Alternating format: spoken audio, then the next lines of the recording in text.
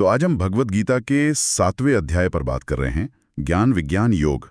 हमारे पास इसके सार का एक नोट है और कोशिश रहेगी कि हम इसके जो मुख्य संदेश हैं उन्हें समझें, मतलब दिव्य ज्ञान और उसका अनुभव। तो शुरू में ही एक बड़ी दिलचस्प बात आती है। श्रोत कहता है, एक है ज्ञान मतलब जानना, और दूसरा है विज्ञान यानी उसे अनुभव करना जी। और दावा यह है कि अगर ये दोनों मिल गए तो फिर कुछ और जानने को बचता ही नहीं। ये तो काफी गहरा है। बिल्कुल, और यही इसकी खूबसूरती है मेरे ख्याल से। ये सिर्फ दिमागी तौर पे जानने की बात नहीं है। ये नहीं कि बस जानकारी इकट्ठी कर ली। हाँ, विज्ञान का मतलब है उसे महसूस करना, अपने अंदर उतारना।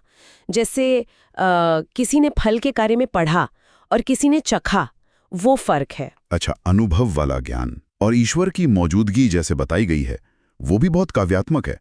जैसे मैं जल का स्वाद हूँ, सूर्य और चंद्रमा की ज्योति हूँ।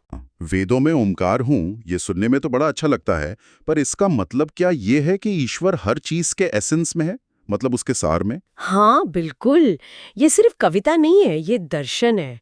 मतलब कि ये जो पूरी सृष्टि है, हर कण, हर जीव, वो उसी एक परमात्मा से निकला है। और वही परमात्मा हर चीज में मौजूद है, कुछ भी उससे बाहर नहीं। ये पर्सपेक्टिव ही बदल देता है ना। सही बात है।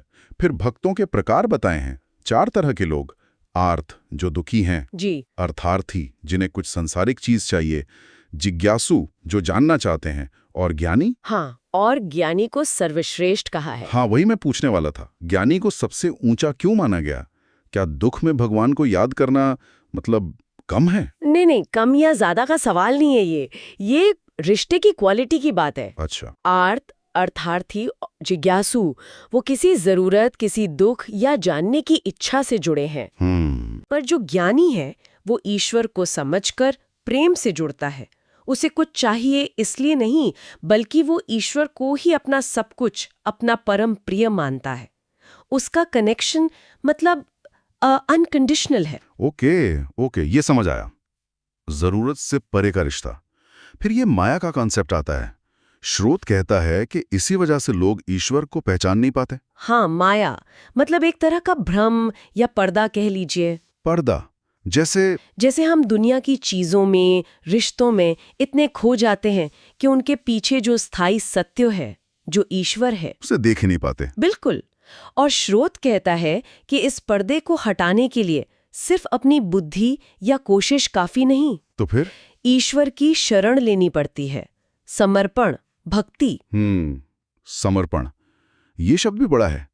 इसका मतलब क्या सिर्फ हाथ जोड़ देना है? नहीं, समर्पण का मतलब है अपना अहंकार छोड़ना। मैं कर रहा हूँ, ये भाव छोड़कर ईश्वर पर भरोसा करना। अच्छा, जो लोग दूसरे देवी देवताओं को पूजते हैं। हाँ, ये भी एक महत्वपूर्ण पॉइंट है। स्रोत कहता है कि वो पूजा भी आखिर में कृष्ण यानी परमेश्वर तक ही जाती है, पर वो अज्ञान से होती है। इसका क्या मतलब हुआ? देखिए, गीता की ये उदारता है। वो किसी रास्ते को गलत नहीं कहती। वो मानती है कि श्रद्धा किसी भी रूप में हो, फल देने वाला वही एक है। लेकिन जब कोई सीधे उसी परम तत्व को कृष्ण के रूप में या जिस भी रूप में वो परम को मानते हैं जानकर पूछता है, तो वो पूरी समझ के साथ जुड़ रहा है। अच्छा। बाकी रास्ते भी मंजिल तक ले जाते हैं, पर शायद उन्हें पता नहीं कि वो किसकी कृपा से जा रहे हैं। ज्ञानी को पता है। तो अगर हम सार निकालने की कोशिश करें इस पूरी चर्चा का, तो ये लग रहा है कि ईश्वर को या सच को जानने के लिए 2 चीजें जरूरी हैं। एक तो ज्ञान मतलब इंटेलेक्चुअल अंडरस्टैंडिंग, सही समझ जी, और दूसरा विज्ञान यानी उसका अनुभव, जो भक्ति और समर्पण से गहरा होता है। बिल्कुल सही है। ज्ञान और विज्ञान ये दोनों पंख है, एक के बिना उड़ान अधूरी है। और ये जो माया का पर्दा है, उसे हटाने के लिए भक्ति और समर्पण ही मुख्य चाबी है। सिर्फ बुद्धि से शायद ये ताला न खुले। और हाँ, रास्ते कई हो सकते हैं पूजा के, पर जो सीधा परमेश्वर से जुड़ने का रास्ता है, उसे सबसे जागरूक या कॉन्शियस मार्ग बताया गया है। तो मतलब ज्ञान, अनुभव और समर्पण, ये तीनों आपस में बहुत गहरे जुड़े हुए हैं। बिल्कुल, एक के बिना दूसरा अधूरा है शायद। और जाते जाते सोचने के लिए एक बात। हाँ, ये जो विज्ञान है, मतलब अनुभव से पाया ज्ञान, ये हमारी रोजमर्रा की जिंदगी में जिस तरह से हम जानकारी लेते हैं उससे कितना अलग है? अच्छा सवाल है।